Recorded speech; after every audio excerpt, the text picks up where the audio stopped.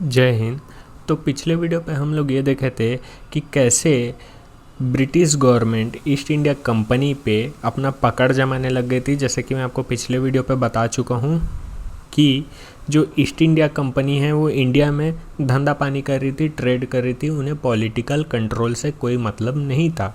वहीं जो इंग्लैंड में बैठी हुई ब्रिटिश गवर्नमेंट थी, जो क्वीन थी, वो धीरे धीरे ईस्ट इंडिया कंपनी के ऊपर हावी होने लग रही थी और धीरे धीरे उन्होंने कुछ ऐसी शर्तें रखी कि ईस्ट इंडिया कंपनी उस शर्तों को मान नहीं पाए। मतलब ये सारी चीज़ मैं ऑलरेडी पिछले वीडियो पे डिस्कस कर चुका हूँ, आपको एक ओवरव्यू दे रहा हूँ।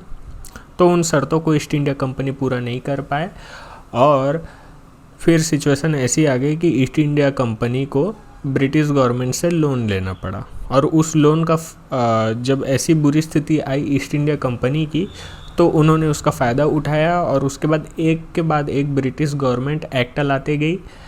जैसे पहला एक्ट आया था रेगुलेटिंग एक्ट 1773 में, जिससे ईस्ट इंडिया कंपनी की पावर को अब कंट्रोल किया जा रहा था। मतलब अब ईस्ट इंडिया कंपनी एकदम बेधड़क तरीके से नहीं काम कर पा रही थी, अब उसके ऊपर पकड़ जमाते जा रहे थे। अब उसके बाद धीरे धीरे ऐसे कर करके जो भी एक्ट ब्रिटिश के आते जा रहे थे, सारे एक्ट में धीरे धीरे ईस्ट इंडिया कंपनी की पावर कम होते जा रही थी।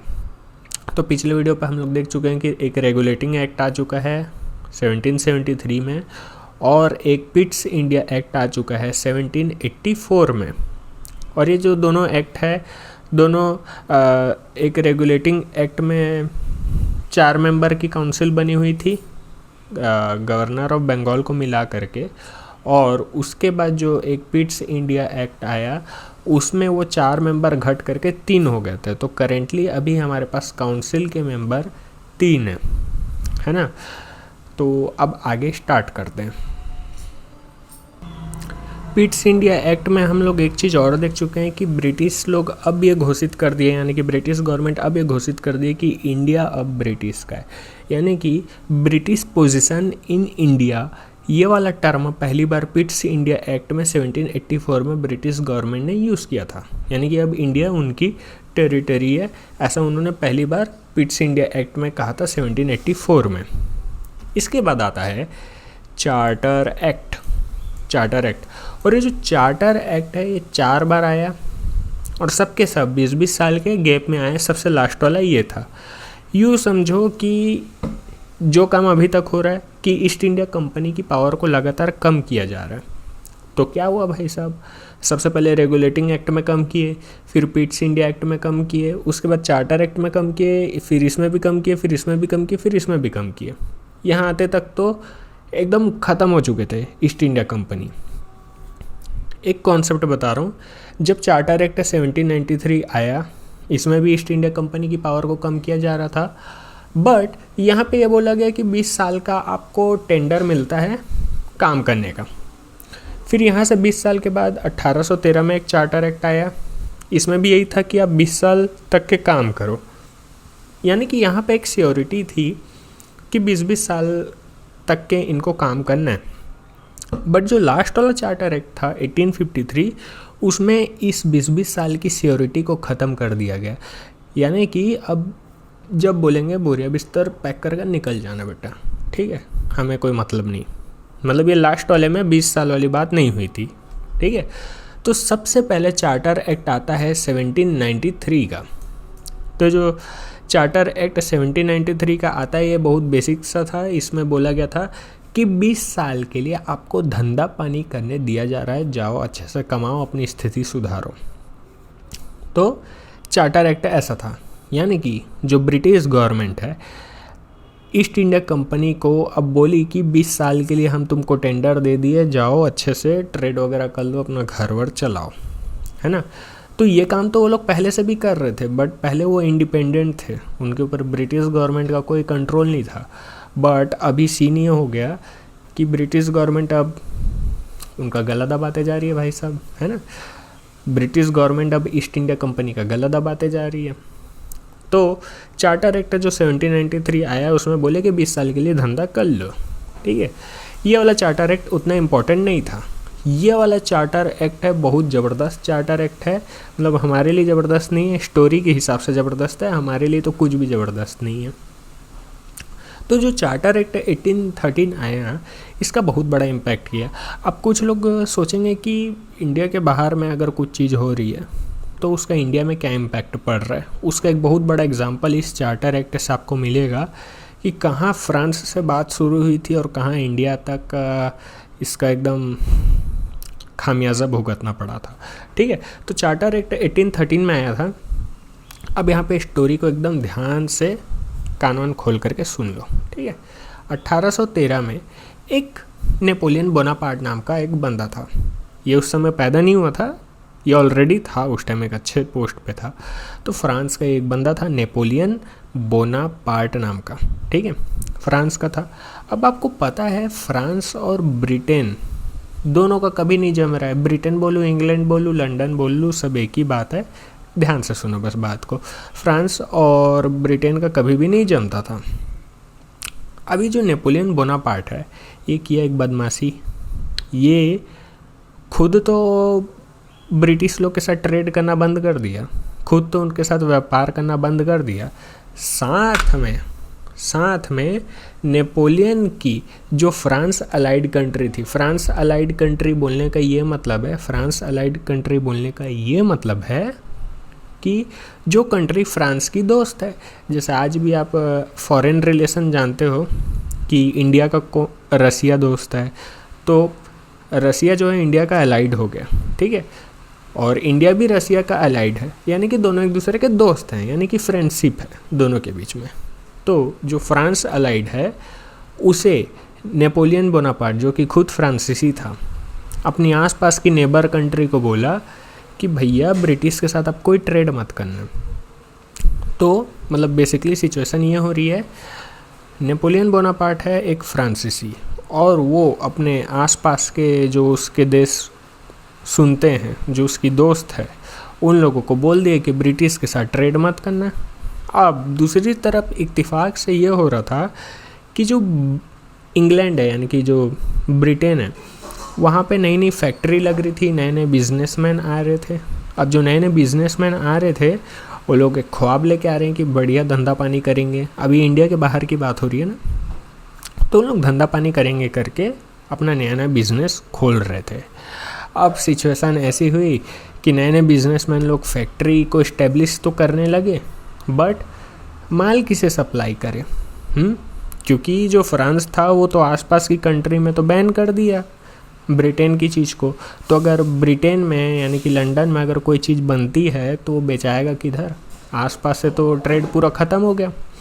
तो ये तो एक सीन हो गया, यानी कि अभी तक हमें ये चीज़ क्लियर हो गया कि ब्रिटेन में जो नए नए बिजनेसमैन आ रहे हैं, जो नए नए फैक्ट्री के मालिक हैं, वो इस बंदे के कारण, फ़ोटो बड़ा करके दिखा देता हूँ, इस बंदे के कारण उनका धंधा ठप पड़ गया। इसके साथ में अभी इंडिया में क्या हो रहा है, इंडिया में इस टाइम ईस्ट इंडिया कंपनी को मोनोपोली मिली हुई थी, है ना, मोनोपोली मिली हुई थी। वो लोग धड़ल्ले से बढ़िया अपना ट्रेड वगैरह कर रहे थे। तो इससे क्या हुआ, जो ब्रिटिश के बिजनेसमैन थे वो लोग ईस्ट इंडिया कंपनी से चिढ़ने लगे। चिढ़ेंगे ही भाई, क्योंकि एक तो हम ब्रिटेन में कोई धंधा कर नहीं पा रहे हैं और उधर ईस्ट इंडिया कंपनी इंडिया में पैसे छाप रही है। तो इन लोग को बड़ा सा लॉस हुआ। अब जब लॉस होएगा तो इन लोग अपनी क्वीन महारानी को बोलेंगे कि, भाई साहब नहीं बोलेंगे, क्वीन महारानी बोलेंगे, अरे क्या कर रहे हो चाचा, चार्टर पास करो, कुछ एक्ट लाओ ताकि हम भी वहाँ पे धंधा कर सके। उनको मोनोपोली वहाँ कब तक के मिली रहेगी? जो ईस्ट इंडिया कंपनी उसको इंडिया में मोनोपोली मिली हुई थी, है ना। इसी कारण मोनोपोली का मतलब होता है एकाधिकार, यानी कि सिर्फ वही लोग धंधा करेंगे और कोई कंपनी आएगी तो कायदे से वो इनवैलिड एक्टिविटी है, ठीक है, उन्हें करना अलाउड नहीं था। तो जो इंग्लैंड में बैठे जो ब्रिटिश लोग थे वो लोग को लॉस हुआ और उन लोग क्वीन को फोर्स किया और एक एक्ट पास करवाए, तो आता है चार्टर एक्ट 1813। तो अभी तक आप लोग सोचोगे कि इससे इंडिया का क्या नुकसान हुआ, इंडिया में इसका क्या फ़र्क पड़ा, अभी फ़र्क पड़ेगा। सबसे पहले एक मैप देख लो, वर्ल्ड मैप है, ये है ब्रिटेन, ये है ब्रिटेन, यानी कि यही है ब्रिटिश जो लोग हमारे ऊपर रूल कर रहे थे। और फ्रांस कहाँ है, ये फ्रांस है। तो ये आप देख सकते हो, ये ब्रिटेन है और ये फ्रांस है। तो अभी जो फ्रांस है ये अपने आसपास की कंट्री को बोल दिया, फ्रांस के आसपास की जितनी भी कंट्री है अब वो ब्रिटेन के साथ ट्रेड नहीं करेगी, यानी कि इधर आसपास की जितनी कंट्री है वो ब्रिटेन के साथ ट्रेड नहीं करेगी। तो इन लोगों को नुकसान होने लगा। तो नुकसान होगा तो क्या होगा, इससे नुकसान होगा तो जो ब्रिटेन में जो कंपनी थी वो अब इंडिया आना चाहेगी। ठीक है, अब जो चार्टर एक्ट था, चार्टर एक्ट 1813, उसकी और पॉलिसी सुन लेते हैं, उसके बाद आगे थोड़ा सा और कॉन्सेप्ट है उसको भी देखेंगे। चार्टर एक्ट में फाइनली था क्या, चार्टर एक्ट में था एंड ऑफ मोनोपोली, यानी कि जो ईस्ट इंडिया कंपनी अभी तक मोनोपोली यानी कि एकाधिकार लेकर के घूम रही थी कि सिर्फ हम ही लोग धंधा पानी करेंगे और कोई कंपनी यहाँ पे नहीं आएगी, सिर्फ और सिर्फ हम ही करेंगे, उस एकाधिकार को उनसे छीन लिया गया। बट स्टिल अभी भी चाइना के साथ धंधा करने के लिए और चाय का बिजनेस करने के लिए अभी भी उनके पास ही मोनोपोली थी। यानी कि 1813 में अगर आपसे पूछा जाए मोटा मोटा तो सिर्फ चाइना के साथ ट्रेड और चाय यानी कि टी का धंधा, ये दो चीज़ की मोनोपोली बस अभी भी ईस्ट इंडिया कंपनी के पास थी। उसके अलावा जितनी इंडस्ट्री है, चाहे वो टेक्सटाइल इंडस्ट्री है, मतलब कॉटन वॉटन वाला, कपड़ा उद्योग वगैरह वाला, चाहे जो भी इंडस्ट्री है, अब उनको अलाउ हो चुका है कि अब वो आकर के इधर भी ट्रेड कर सकते हैं। ठीक है, अभी तक ईस्ट इंडिया कंपनी के मोनोपोली के कारण नहीं आ पा रहे थे, बट अब आ पाएंगे। इसके साथ में अब देखो, जब मोनोपोली हटेगा तो बहुत लोग को मौका मिलेगा, तो बहुत सारे बिजनेसमैन इंडिया में आने लग गए। ठीक है, तो इसके बाद नेक्स्ट स्लाइड में चलते हैं हम। अब सिचुएशन क्या है वो समझो। 1813 में जो चार्टर एक्ट आया, अब वो फाइनली ब्रिटेन में बैठी हुई जो बिजनेसमैन थे उनकी बात सुन करके क्वीन ने एक चार्टर एक्ट पास कर दिया 1813 का, जिसके तहत जो ईस्ट इंडिया कंपनी को इंडिया में मोनोपोली मिली हुई थी, एकाधिकार मिला गया था, उसे समाप्त कर दिया गया। और इससे क्या हुआ, अब जो इंग्लैंड में जो बैठी बिजनेसमैन है उनको अपॉर्चुनिटी मिली। ठीक है, अब वो लोग इंडिया आएंगे।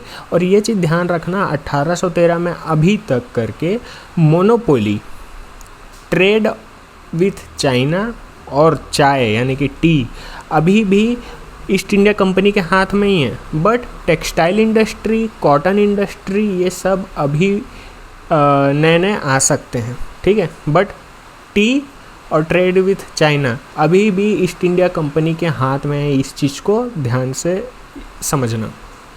अब देखो, ईस्ट इंडिया कंपनी को टक्कर देने के लिए इंग्लैंड से नए नए बिजनेसमैन इंडिया में आने लगे। ईस्ट इंडिया कंपनी तो पहले ही लूट रही है भाई साहब, अब इंग्लैंड से और भी नए नए बिजनेसमैन धड़ल्ले से आने लगे। जैसे इंग्लैंड यहीं कहीं पे पड़ेगा और यहाँ पे इंडिया है ना, नए नए बिजनेसमैन यहाँ से आने लगे।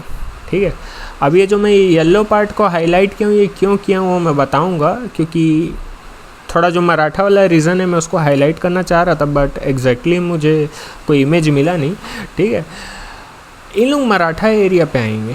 ठीक है, अब वो क्यों आएंगे वो मैं बताऊंगा अभी, है ना, उसके पीछे का कॉन्सेप्ट है। बट एक चीज़ यहाँ पे ध्यान से सुनो कि जब नए नए बिजनेसमैन आएंगे तो यहाँ पे लगाएंगे फैक्ट्री, और जो फैक्ट्री लगाएंगे वो किस चीज़ की लगाएंगे, किस चीज़ की लगाएंगे। देखो, चाय का बिजनेस कर नहीं सकते क्योंकि अभी भी मोनोपोली ईस्ट इंडिया कंपनी के पास है। चाइना के साथ ट्रेड नहीं कर सकते क्योंकि अभी भी मोनोपोली ईस्ट इंडिया कंपनी के पास है। तो क्या टेक्सटाइल इंडस्ट्री यहाँ पे खुल सकती है क्या, कपड़ा उद्योग है, कॉटन, मतलब ये सब चीज़ तो हो सकता है, यानी कि कपड़े का इंडस्ट्री तो यहाँ पे खुल सकता है। तो कपड़े के लिए क्या चाहिए होता है, कॉटन चाहिए होता है। कॉटन कौन से एरिया में मिलेगा हमें, महाराष्ट्र वाले रीजन में मिलेगा। क्यों, क्योंकि कॉटन को चाहिए होती है ब्लैक सॉइल, और ब्लैक सॉइल की एक खासियत होती है कि फूलने वाली क्वालिटी होती है। उसमें कॉटन उग सकता है, यानी कि भाई कॉटन की रिक्वायरमेंट है कि उसे ब्लैक सॉइल चाहिए, और ब्लैक सॉइल मिलेगा महाराष्ट्र वाले रीजन में जहाँ पे मराठा रूल किया करते थे। तो इन लोग इस तरफ आएंगे।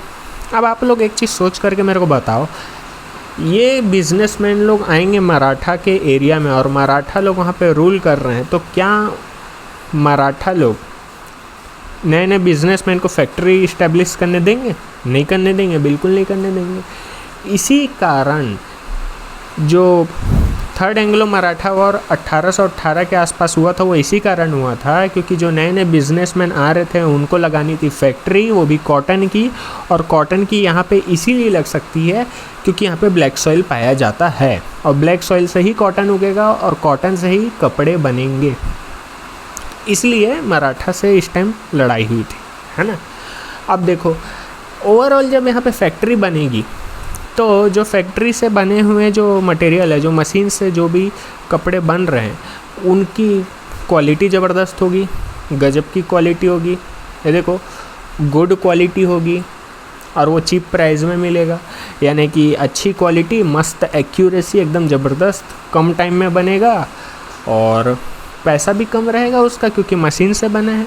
और वहीं जो इंडिया में जो आर्टिसियन लोग थे वो लोग हाथ से किया करते थे, ये सारे काम को हाथ से मेहनत किया करते थे। ये देख सकते हो, इमेज को देख सकते हो कि बेचारे लोग हाथ से एक एक चीज़ बुन के बना रहे हैं। तो ये करने में भैया टाइम लगता है, बहुत ज़्यादा टाइम लगता है, बहुत ज़्यादा मेहनत लगती है। तो जब टाइम और मेहनत लगी है तो इसकी कॉस्ट भी ज़्यादा होती थी कि जब आपको बनाने में बहुत ज़्यादा टाइम और मेहनत लगा है तो आप उसके पैसे भी ज़्यादा चार्ज करते थे। तो ओवरऑल इससे हुआ क्या है, ओवरऑल बेसिकली हुआ क्या कि जो आर्टिसियन लोग थे वो लोग की ज़िंदगी तबाह हो गई क्योंकि इन्हें किन लोग रिप्लेस कर लिया? मशीन। जो नई नई मशीन बनने लगी, जो फैक्ट्री बनने लगी, उन्होंने इस आर्टिसियन को रिप्लेस कर दिया और यहीं से इंडिया में इंडस्ट्रियलाइजेशन की शुरुआत होती है। और इंडस्ट्रियलाइजेशन से कैसे एक आर्टिसियन, एक जो गरीब परिवार है, वो कैसे सफ़र किया, वो ये कॉन्सेप्ट है। अब देखो हाथ से बुनने वाला आदमी की ज़िंदगी तबाह होगी, ठीक है। जब अच्छी गुड क्वालिटी के प्रोडक्ट फैक्ट्री से निकल रहे हैं तो आर्टिसियन सफ़र करेगा कि नहीं? आर्टिसियन के पास से कोई खरीदेगा नहीं कपड़ा, गरीब होएगा।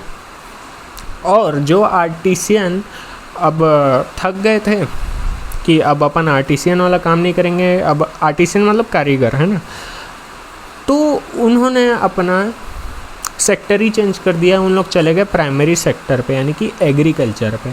तो एग्रीकल्चर पे तो पहले से ही तमाशा चल रहा है, वो भी देखेंगे हम लोग आगे। एग्रीकल्चर में पहले ही तमाशा चल रहा है। यही कारण था कि आर्टिसियन भी 1857 के रिवॉल्ट में पार्टिसिपेट किए थे। यही एक सबसे बड़ा कारण था आर्टिसियन का 1857 के रिवॉल्ट में पार्टिसिपेट होने का। लोग सोचते हैं कि 1857 का रिवॉल्ट मतलब सिर्फ मंगल पांडे का रिवॉल्ट नहीं, इसमें बहुत सारे लोग की इन्वॉल्वमेंट थी और सबके अपने अपने कारण थे। तो सारे के सारे कॉन्सेप्ट को अपन धीरे धीरे समझेंगे। देखो जो मैं वीडियो में जो मैं बता रहा हूँ बहुत कोर नॉलेज वाली चीज़ है, ठीक है। वीडियो को यहाँ तक देखे हो तो लाइक शेयर और सब्सक्राइब कर सकते हो अगर इच्छा हुई तो, ठीक है। तो आर्टिसियन की ज़िंदगी हो गई तबाह, आर्टिसियन की हो गई ज़िंदगी तबाह। अब यहाँ पे आप लोग देख सकते हो, ये है इंडिया का मैप। अब जैसे कि मैं आपको एक बार और रिपीट कर देता हूँ कि जो ये इंडिया है उसमें जो मराठा वाला रीजन है, मराठा वाला रीजन, यहाँ पे क्या होता था, मराठा वाले रीजन में मिलती है ब्लैक सॉइल। ब्रिटिश के बिजनेसमैन को क्या चाहिए? ब्लैक सॉइल ही चाहिए, क्योंकि ब्लैक सॉइल से ही कॉटन उगता है और कॉटन से ही कपड़े बनते हैं। ओवरऑल इन्हें कॉटन उगाना है तो कॉटन उगाने के लिए इन्हें चाहिए ब्लैक सॉइल, जो कि मिलेगी इस मराठा वाले रीजन में। मराठा वाले रीजन में पहले से मराठा लोग रूल कर रहे थे। अच्छा, एक चीज़ और ये है, लोगों के दिमाग में आएगा सवाल कि मराठा लोग इतने ताकतवर थे, ब्रिटिश से हार के हो गए। एक्चुअल में बात यह है कि जो मराठा थे उनके आपस में काफ़ी लड़ाई झगड़े चलते थे, यानी कि जो आने वाली फैमिली है, मतलब सबके बीच इंटरनल डिस्टर्बेंस था, नहीं तो इन्हें ये ब्रिटिश लोग हरा नहीं पाते। इनकी अंदरूनी लड़ाई के कारण इन लोग वीक हो गए थे। तो ब्रिटिश लोग बेसिकली क्या करते थे कि एक को पकड़े, फिर उसके साथ उसके भाई को मार दिए, उसके बाद इसको भी मार दिए। तो ऐसा षड्यंत्र रच रच के ब्रिटिश लोग मराठा को निपटाए थे। ऐसे डायरेक्टली लड़ते तो नहीं कर पाते, बट इन लोग थोड़ा दिमाग लगाए ब्रिटिश लोग, और इनके इंटरनल डिस्टर्बेंस का फ़ायदा उठाए। तो मराठा को 1818 के आसपास जो एंग्लो मराठा वॉर हुई थी, जो कि थर्ड वाली थी, वो होने का एक सबसे बड़ा कारण ये था कि इन्हें उधर की ज़मीन चाहिए थी। अब इसके साथ यहाँ पे आप लोग एक फ़ोटो देख सकते हो, नाना साहेब। तो ये नाना साहेब कौन थे और इनका फ़ोटो मैं यहाँ पे क्यों लगाया हूँ, क्योंकि नाना साहेब को बहुत कम लोग जानते हैं। और देखो, नाना साहेब थे एक मराठा में एक पेशवा नाम का एक पोस्ट चलता था, जो कि एक पीएम टाइप का कुछ पोस्ट हुआ करता था। तो जो ये थे नाना साहेब, ये पेशवा के एडॉप्टेड सन थे। अब हुआ ये सिचुएशन ये बनती है कि जो ब्रिटिश लोग जब भी कोई एरिया को कब्जाते थे, तो उस एरिया में जो लोग जिंदा बचे, ठीक है, उसको पेंशन देते थे और बोलते थे तुम्हें हम पेंशन दे रहे हैं, अब तुम चुप बैठो, ठीक है, अब तुम कभी भी हमारे खिलाफ विद्रोह मत करना, ठीक है, तुम्हें हम टाइम पे पेंशन देते रहेंगे, लड़ने मत लग जाना, बस तुम चुपचाप पेंशन लो और चुप बैठो। तो पेंशन दिया करते थे।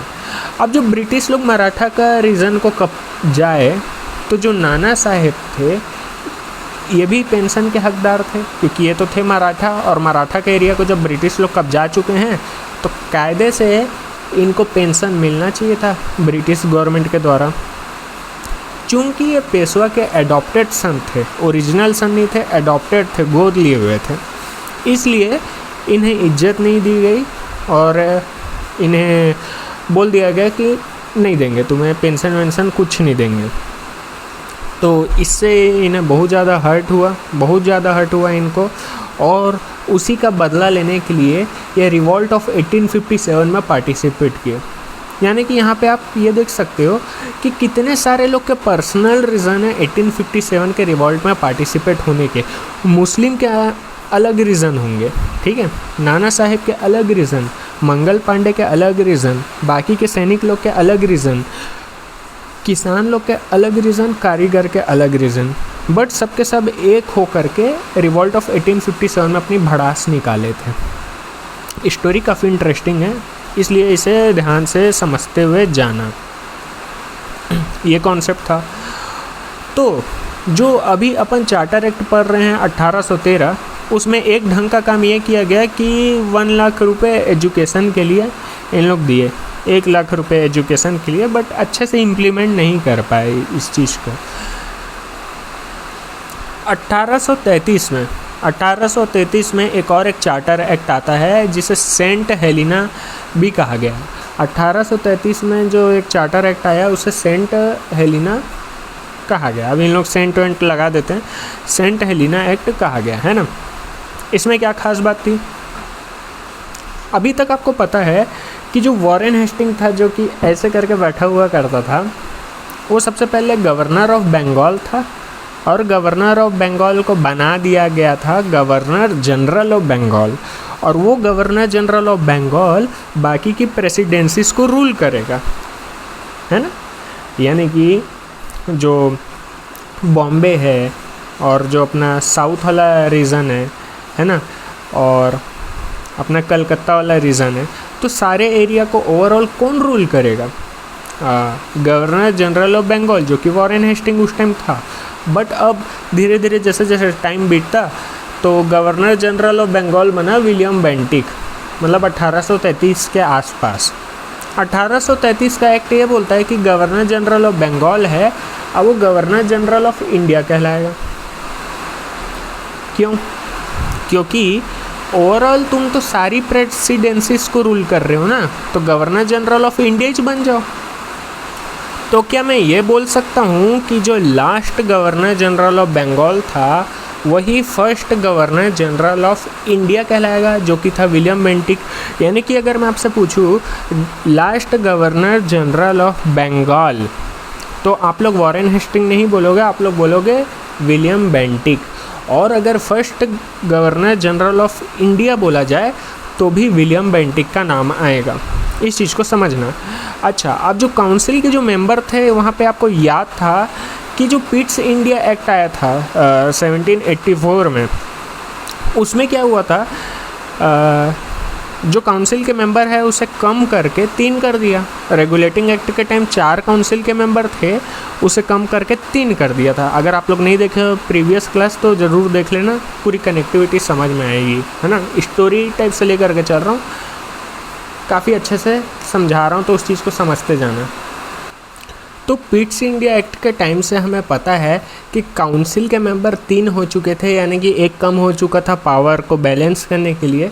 बट यहाँ पे क्या होता है कि इस चार्टर एक्ट में ये होता है कि एक लॉ मेंबर की एंट्री करा दी जाती है, यानी कि 3 काउंसिल के मेंबर पहले से थे, अब एक लॉ मेंबर एक नया आ गया।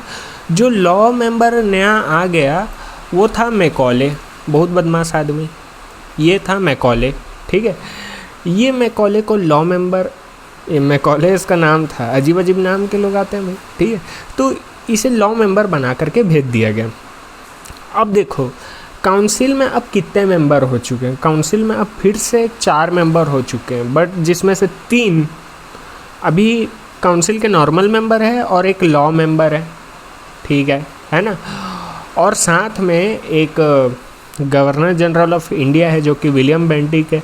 यानी कि अभी मैं काउंसिल का अगर आपसे स्ट्रक्चर पूछूं तो एक गवर्नर जनरल ऑफ इंडिया है विलियम बेंटिक, जो कि ईस्ट इंडिया कंपनी का भी हेड है। उसके साथ में काउंसिल के 4 मेंबर हो गए, 3 नॉर्मल मेंबर हो गए और एक लॉ मेंबर हो गया। तो ये बात यहाँ तक समझ में आई। अब ये जो काउंसिल है जिसमें इतने सारे लोग हो गए, है ना, अभी तक 1833 तक ये चल रहा था कि लेजिस्लेटिव पावर और एग्जीक्यूटिव पावर दोनों का दोनों काम यही मेंबर लोग करते थे, जितने अभी मैं आपको गिनाया, ठीक है। यानी कि जो एग्जीक्यूटिव और लेजिस्लेटिव पावर, यानी कि लॉ बनाना यानी कि लेजिस्लेटिव, लॉ को इम्प्लीमेंट करना, इन्फोर्स करना एग्जीक्यूटिव, तो दोनों का दोनों पावर 1833 तक करके यही काउंसिल के मेंबर लोग बैठ करके करते थे, जो कि आगे जा कर के चेंज होगा, ठीक है। तो आपको ये ध्यान में रखना है कि 1833 तक करके लॉ कौन कौन बनाता था बैठ करके। विलियम बेंटिक बना रहा था जो कि गवर्नर जनरल ऑफ इंडिया है, उसके साथ में काउंसिल के 3 मेंबर और प्लस लॉ मेंबर। तो लॉ मेंबर लॉ की थोड़ी बात करेगा। इसके साथ इस चार्टर एक्ट में और क्या हुआ था, जो ईस्ट इंडिया कंपनी की जो एक मोनोपोली को थोड़ा सा आधा कर दिया था, इधर पूरा ही ख़त्म कर दिया, ठीक है। 1813 का चार्टर एक्ट अगर आपको याद हो, अभी बताया हूँ मैं कि उसमें टी और ट्रेड विथ चाइना की मोनोपोली अभी भी उनके पास थी। यानी कि टी और चाइना के साथ जो भी धंधा पानी है उस पर अभी भी उनका ही एकाधिकार था, बट अभी उसे भी समाप्त कर दिया गया, ठीक है। अब कोई भी आकर के ट्रेड कर सकता है, एनी वन कैन ट्रेड, ठीक है। टी और ट्रेड विथ चाइना एंडेड, ठीक है। इतना समझ में आ रहा है, ठीक है, बहुत बढ़िया बात है। जितने चार्टर एक्ट आए हैं ना, 4 चार्टर एक्ट हैं, तो उसमें से एक 1813 वाला ज़रूरी है और एक 1833 वाला ज़रूरी है। सबसे लास्ट और सबसे शुरू का उतना कोई रिलेवेंसी नहीं है, ठीक है। तो जो 1833 में एक चीज़ और हुई, जो सिविल सर्विस थी उसमें फाइनली इंडियन को भी अलाउड किया गया। जो सिविल सर्विस, जो यूपीएससी जो एक स्ट्रक्चर देखते हैं, यूपीएससी का स्ट्रक्चर सिविल सर्विस, इसका कॉन्सेप्ट कॉर्नवालिस ने दिया था, ठीक है। बट कॉर्नवालिस इसे 1773 में ही दिया था। सिविल सर्विस का फादर बोलते हैं कॉर्नवालिस को। फ़ोटो नहीं लगाया हूँ मैं, क्यों मेहनत करूँ इतनी, ठीक है। 1773 में कॉर्नवालिस था साला ब्रिटिश का लौंडा, उसको फादर ऑफ सिविल सर्विस कहते हैं, क्योंकि सिविल सर्विस जैसी एक बॉडी होनी चाहिए, उसके ऐसे काम होने चाहिए, ये पहली बार कॉर्नवालिस ने बोला था, तो 1773 में। बट 1773 में इंडियन को उसमें अलाउड नहीं किया गया। वो बोले कि इंडियंस की कोई जगह नहीं है, सिर्फ यूरोपियंस होने चाहिए सिविल सर्विस टाइप के बॉडी में, है ना। बट 1833 में इंडियंस को भी अलाउड किया गया। अब ये कॉर्नवालिस अलाउड नहीं कर रहा है, ठीक है, इसे कोई और अलाउड कर रहा है, ठीक है, मतलब ब्रिटिश गवर्नमेंट अलाउड करी है कि अब इंडियंस भी सिविल सर्विस में पार्टिसिपेट कर सकते हैं, ठीक है। बट कोविनेटेड पोस्ट के लिए, कोविनेटेड, अब देखो सिविल सर्विस की भी 2 पोस्ट हुआ करती थी, एक कोविनेटेड होती थी और दूसरा अनकोविनेटेड होती थी। जो कोविनेटेड पोस्ट होती थी वो कहलाती थी हायर पोस्ट, और जो अनकोविनेटेड पोस्ट है वो लोअर पोस्ट कहलाती थी। तो जो इंडियंस हैं उन्हें लोअर पोस्ट में अलाउड किया गया 1833 में। अब ये जो सिविल सर्विस का जो ये होता था, इसका बहुत कन्फ्यूज़न है लोगों के में। डायरेक्ट अपॉइंटमेंट होता था, कोई एग्ज़ाम नहीं होता था, डायरेक्ट इंग्लैंड जा कर के इसकी पढ़ाई करनी पड़ती थी, फिर डायरेक्ट मतलब कोर्स कंप्लीट होते ही साथ जॉब मिल जाती थी।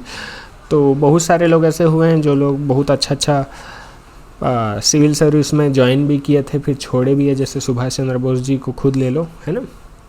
तो ये था कॉन्सेप्ट कि Cornwallis father of civil service कहलाता है। 1773 में कॉर्नवालिस ने एक ऐसा कॉन्सेप्ट लाया था कि सिविल सर्विस जैसी कोई बॉडी होनी चाहिए, बट उसमें इंडियंस अलाउड नहीं थे।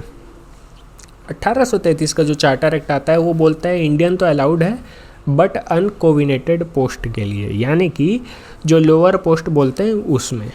कोविनेटेड पोस्ट में अभी यूरोपियंस ही बैठा करते थे और इसके लिए कोई भी एग्ज़ाम नहीं हुआ करता था, नो एग्ज़ाम इज़ रिक्वायर्ड, ऐसा था। इसके साथ में जो लास्ट पॉइंट है जो कि कॉर्नवालिस से ही रिलेटेड है, कॉर्नवालिस 1773 के आसपास का था बंदा, ठीक है। तो उसने ढाका, कलकत्ता, पटना, मुर्शिदाबाद, मैप में देखोगे तो ये सारे के सारे एक ही जगह दिखते हैं, एक दीवानी कोर्ट बनाया था। अब ये दीवानी कोर्ट क्या है अभी उससे मतलब नहीं है, बट इसने ढाका, कलकत्ता, पटना और मुर्शिदाबाद में एक दीवानी कोर्ट बनाया था जिसे 1833 में आकर के एबॉलिश कर दिया जाता है। इसके बाद हम लोग पढ़ेंगे 1853 का एक्ट, ठीक है, 1853 का एक्ट। उसके बाद धीरे धीरे करके क्लास आगे चलते जाएगी। और वीडियो कैसा लगा, लेक्चर कैसा लगा बताना, थोड़ा मोटिवेशन मिलता अपने को भी, ठीक है। काफ़ी डीप से पढ़ा रहा हूँ तो थोड़ा सा मोटिवेट करो, नहीं तो बीच में छोड़ कर के चले जाऊँगा, ठीक है। तो तब तक के लिए जय हिंद, वंदे मातरम, जय इंडिया, ओके, बाय बाय।